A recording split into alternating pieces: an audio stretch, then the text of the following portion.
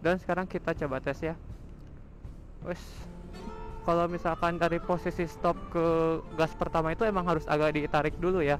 Soalnya dia hari ini aku bakal nge-review motor yang limited edition. Fly me to the moon, let me play among the stars. Let me see what spring is like on Jupiter and Mars. In other words, hold my hand. In other words, baby, kiss me. Fill my... Ya, halo semuanya. Hari ini aku bakal nge-review motor yang limited edition. Nggak ada bercanda. Ya, jadi hari ini aku mau nge-review motor Suzuki Address. Suzuki Address adalah salah satu produk skuter matic yang dikeluarkan oleh Suzuki Motor Indonesia pada tahun 2014. Dan skuter matic ini dipasarkan juga ke benua Eropa. Motor Suzuki Address ini memang bukan tipe terbaru, tapi tipe terbaru dari Suzuki Address ini ada varian Suzuki Address Playful. Di Address Playful ini ada 10 warna yang berbeda. Nah, ini dia desain Suzuki Address. Desain Suzuki Address ini emang nggak mencolok banget, nggak tajam-tajam, nggak ya lakukannya nggak terlalu ini. Jadi desainnya lebih kalem gitu. Nah, kebenaran Suzuki Address aku ini produksi tahun 2015, jadi produksi awal banget. Waktu itu tuh pilihan warnanya cuma ada warna merah sama biru. Beda sama sekarang. Kalau sekarang warnanya macam-macam di series Address Playful ini ya. Nah, sekarang aku mau nge-review Suzuki Addressku dulu. Kita lihat ke speedometernya. Kalau dilihat dari speedometernya ini, speedometer Suzuki Address ini bisa dibilang minim fitur karena si speedometernya ini masih analog, masih pakai jarum semuanya, dari indikator kecepatan sampai indikator bensin juga masih pakai jarum.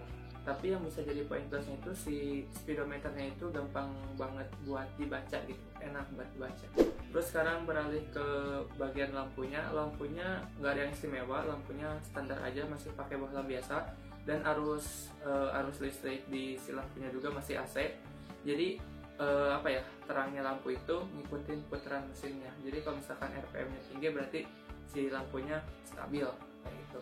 Kalau buat posisi berkendara si Address ini, menurut aku yang tinggi badannya sekitar 170 cm, menurut aku ini nyaman banget karena kedua kaki aku tuh napak.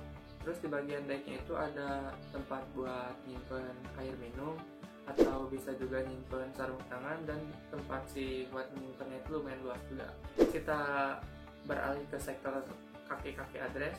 Ban Address ini yang depan ini ukurannya 80/90, kalau untuk ukuran ban belakangnya 90/90. Ya cukup lebar lah dengan ukuran velg 14 inch. Nah, yang jadi istimewa dari Suzuki Address ini adalah bagian bagian bagasinya, karena bagasinya ini berukuran 20,6 liter. Sedangkan untuk tangki bensinnya juga lumayan banyak, 5,2 liter kapasitas tangki bensinnya. Ke bagian pengeremannya ini yang untuk ban depannya sudah menggunakan cakram, sedangkan buat ban belakangnya sendiri masih menggunakan tromol. Ya, walaupun seperti itu, pengereman Address ini bisa disebut cukup lah ya buat sehari-hari. Kalau ngomongin suspensi Address ini menurut aku empuk, dia nggak keras.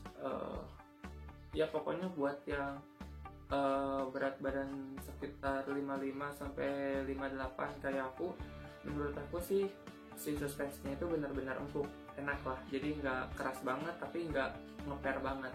Terus yang jadi permasalahan di Address ini ground clearance-nya itu rendah. Dia itu cuma sekitar 120 mm dari jarak ground clearance-nya ke tanah.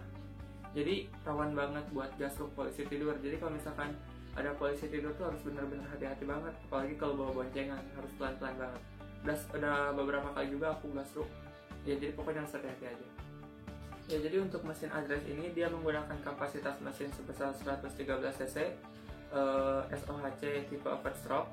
Jadi si tipe tarikan mesinnya itu di RPM bawah itu nggak terlalu nendang. Jadi kalau misalkan dari posisi berhenti ke posisi gas pertama itu emang harus agak diurut, karena emang tipikal mesinnya kayak gitu. Tapi kalau misalkan udah RPM menengah, misalkan kecepatannya udah 40-50 km per jam, Address ini tenaganya semakin ngisi, jadi kesannya nggak loyo. Jadi semakin ke atas tuh semakin ngisi, karena tipe mesinnya overstroke ini ya.